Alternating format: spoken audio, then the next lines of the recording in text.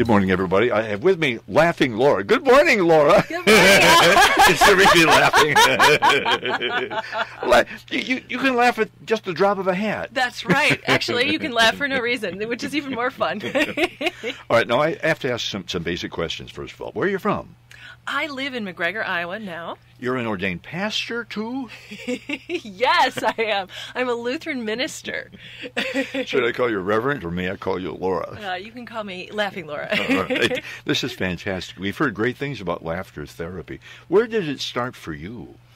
Well, I heard about it in a movie a few years ago, and I was just fascinated because I know that laughter is the best medicine, and I personally had actually rid myself of an ulcer in college from laughing. No. I was so sick for a whole year in high school, but then when I got to college, I was laughing with my friends all the time, just, nonsense stuff, and I went, wait, my pain's gone. So I actually had healed myself from laughter years ago.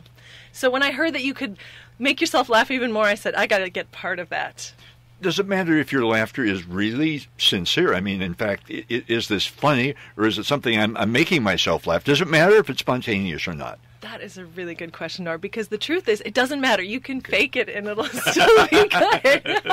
And that's really the kind of the crux of this laughter yoga movement. It started in 1995 with a medical doctor, and he started with jokes, and the jokes were great, but they got stale in 2 weeks, and they said, oh no, what are we going to do? And then he found in scientific research that the human body can't tell the difference between real laughter and fake. So if you just go, ha, ha, ha, ha, it doesn't matter. Your body signals that you're happy, and all that happy chemistry is unleashed, and you feel good. I saw your video online not long ago, and I found myself laughing, and it was the middle of a very stressful day, and it was really funny. That's great. Yeah, we don't rely on comedy or jokes. We just laugh, but laughter is so spontaneous. When you see someone else laughing, they look ridiculous, and you just love it, and you want to laugh along, even in spite of yourself. How do you combine laughter and yoga when you get a group together? What takes place? That's a good question. Most people think that yoga is really the involved hatha yoga with poses and that kind of thing. We do the very basic yoga, which is breathing. Ha ha ha ha ha ha. That's a yoga breath. That's all we do. And you don't have to have any athletic ability to do this. We do this in the nursing home. We do it with children.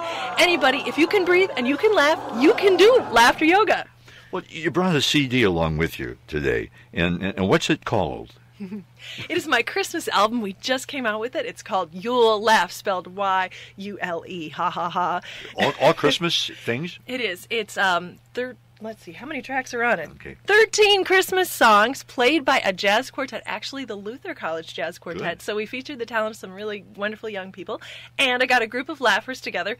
Instead of singing, this is weird, but we thought it would be fun. Instead of singing, we laugh to the song. So it really sounds like a Christmas party on each track. Is this your first CD? It's not. It's my 6th CD, actually. Oh, my. How do people get them? I rely mostly on online sales, Amazon.com, and my own website, laughinglaura.com, and live sales. Okay. Now, as an ordained Lutheran minister, serving at church, what is your church? It is Our Savior's Lutheran Church in Lansing. All right. When you do a homily, a sermon, is it a laughing sermon? Or I mean, you're dealing with some pretty serious issues here, kid. It is. There are serious issues, and I am still a serious person, believe it or not.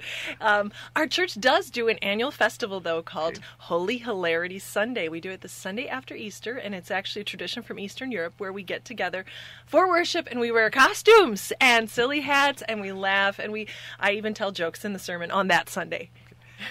How has this laughter movement caught on? Well, it started with one little club in India in 1995, which was a fine thing, but the media got a hold of it. You know, media, it's very powerful. Yeah.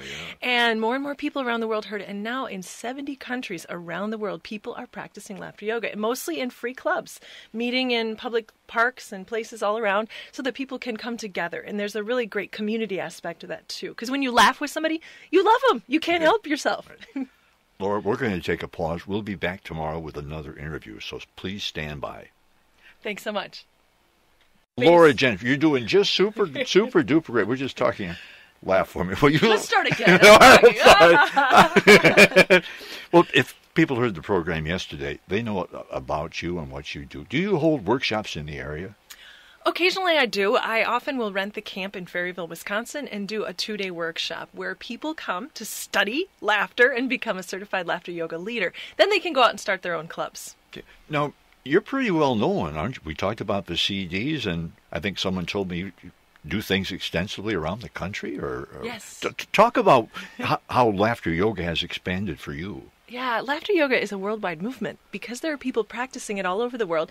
I have this great big extended family just by being involved with laughter yoga. So I just got back from South Africa, in fact. No. Yeah, my husband and I went there so that I could present at the first laughter yoga conference in Africa. It was the first in the continent, and got to be a part of that. And now I have laughed in 5 continents. Unbelievable. Not just laughed, but led laughter yoga. So you've been in all these places around the world. Do people react differently in different locations, different climates? Well, there are all the different cultural things, and languages are different. Different people have sense of humor, but it's very universal. I find it's interesting. Everybody's the same all over the world in that we're all joyful, playful people. And when we do this laughter yoga, it brings out that finer nature in us where we're just happy children that want to play together. We don't think about differences in politics or religion or language. We just have fun. And that's what's wonderful, that it brings people together. Well, Scripture talks so much about joy, but sometimes we forget joy in our practice of our religious faith or in our daily living. We get pretty down sometimes.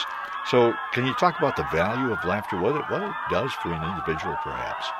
Absolutely. I think we are just joyful people by nature. And as a Christian, I believe that God has created us to be that way. We're made in God's image. And so we're joyful and loving, but we get bogged down with all the stress and things of our daily lives, and we forget that. So the Bible really does talk about joy. I mean, if we believe in the good news, it's good news. We should be so excited. We should be walking around with big smiles on our faces, even in the difficult times, because we have this wonderful hope. So for me, laughing has helped me to really tap into the joy of my faith even more so. And so I've been really spreading that as a particular laughter ministry around the world.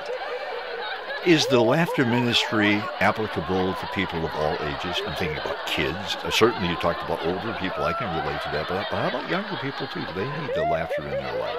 Mm-hmm. Well, studies say that children laugh a lot, especially a preschool age. If you've been around them, they're just this veritable fountain of laughter. They laugh for no reason. They're just giggling and funny, and that's good. And then they begin to lose their laughter as they get older. Like a child would laugh 400 times a day, an adult 17. I mean, something's wrong with that picture. So, but even children, I find, are starting to laugh less. We're so plugged into all this digital communication. We have little kids running around texting, and, they might laugh at the text, but it's more playful if they can just interact with people face to face. So I feel like even more so now when I work with children, I'm teaching them to be children. And they should know this automatically, but they're kind of losing that earlier on. So laughter is very beneficial for the emotional intelligence of children. Laura, 5 minutes goes by real quickly. Let me just check this thing and see where we are. But what message do you have out there? Things I'm not asking you. What would you like to say to the public about the value of laughter or anything? Well, I think we don't realize how little we're laughing. And we could and should be laughing so much more. It's so good for us. It's actually exercise. If you get a big hearty belly laugh, ha, ha, ha, ha. I do half-an-hour classes. We're all sweating. I mean, it's exercise. And they say it burns as many calories as if you went jogging. So, I mean, do you want to jog or do you want to laugh? Lose some belly fat here by starting to laugh. Wonderful. It is. And the great thing, for what I've really learned from laughter yoga, is you don't have to have a joke. Because sometimes, you'll rent a funny movie and then it's not as funny as you hoped, and you're like, oh. But you don't need to wait for outside stimulus. You can simply start laughing. And you know what? Believe me, you'll laugh at yourself if you laugh for no reason. I don't know if you... In fact, could we try with the listeners, like all of you, whatever you're doing right now, just put a little smile on your face, and let's let laughter bubble up as if it were something in our belly. All right. I know you look silly. It's okay. I don't know about that. Just let it be a full belly laugh. Fake it if you have to. Oh, now sigh. Don't you feel better? I mean, just one laugh will lift you up. I'm perspiring. Laura Gentry, Laughing Laura, thank you so much for being with us. Thank you.